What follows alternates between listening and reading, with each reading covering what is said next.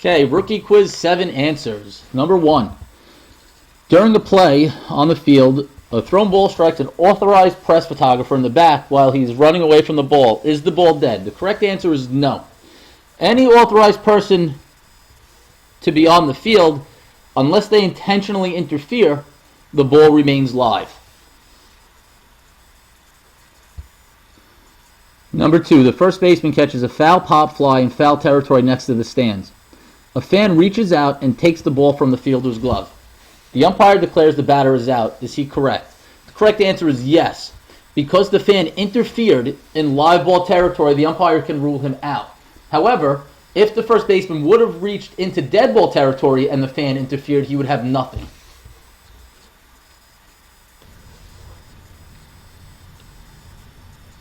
Okay, number 3.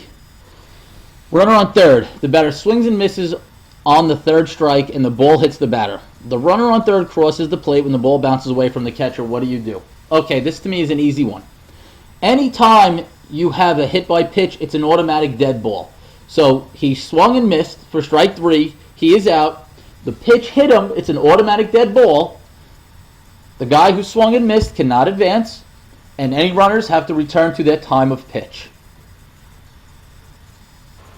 Number 4. In the third inning at 1 p.m., rain renders the field underwater. The umpires suspend the game, and then at 1:20 they call the game due to wet grounds. Is this correct? The correct answer is no. You have to suspend play for a minimum of 30 minutes. If at that 30-minute mark you render the field unplayable, then at that point you can suspend the game. Let's look at 3.10c. Here it is. The umpire in chief shall be the sole judge as to whether and when play shall be suspended during a game because of unsuitable weather conditions or unfit condition on the playing field, as to whether and when the game shall be resumed after such suspension, and as to whether and when the game shall be terminated after suspension. Oop, I just lost my spot. Give me a minute. Right here. He shall not call a game until at least 30 minutes after he has suspended play. He may continue the suspension as long as he believes there is any chance to resume the game. Let's look at the comment from Rule 3.10c. The umpire-in-chief shall, at all times, try to complete a game. His authority to resume play following one or more suspensions of as much as 30 minutes each shall be absolute, and he shall terminate the game only when there appears to be no possibility of completing it. Guys, when a game starts, you have to make any and all efforts to complete the game.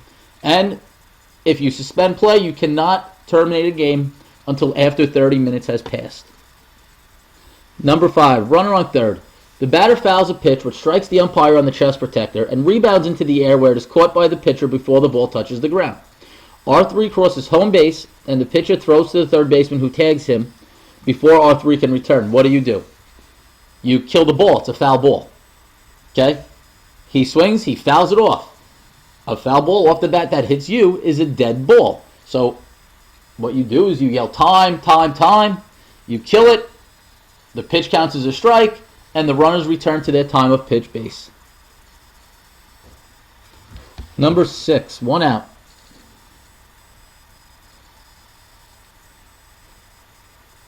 Runner on first. Batter hits an inside the park home run. R1 misses home plate. Following a sliding tag play at home on which the batter runner is ruled safe, R1 returns and touches the plate. The catcher properly appeals to you that R1 missed the plate. What's the call? Well, R1 is ruled out. The reference rule is 7.10b. Runner cannot return to retouch after a trailing runner has crossed the plate. Let's look at Rule 7.10. It's right here.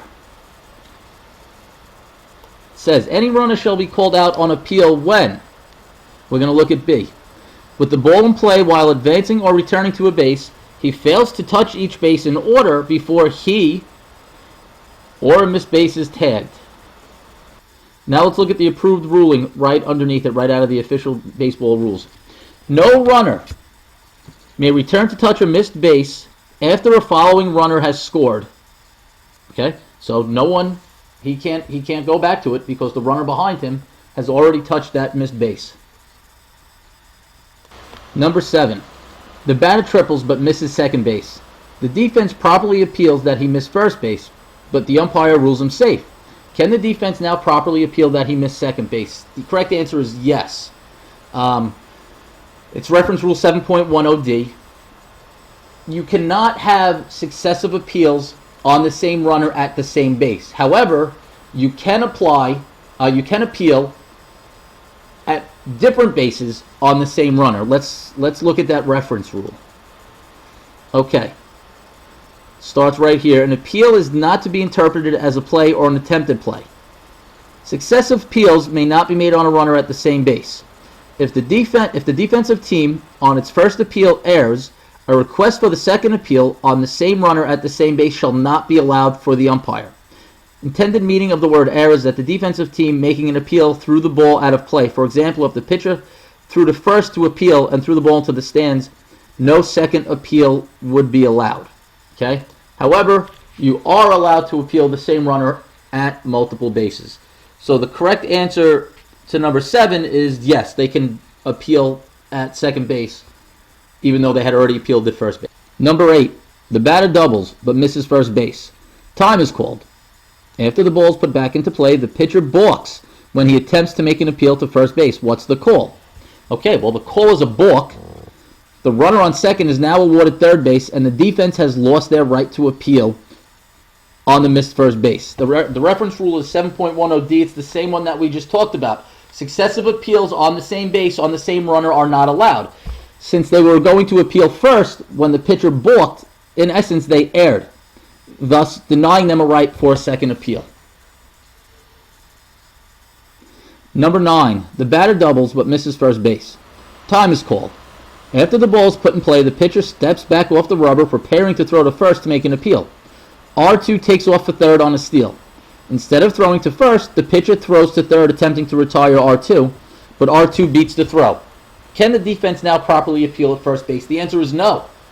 Okay, because time was out. They put the ball back into play. The appeal has to be done before the next subsequent pitch or post-continuous action play. Because the pitcher attempted to retire R2 stealing third base, he made a play on that. Thus, the attempted appeal would not have happened before the next play.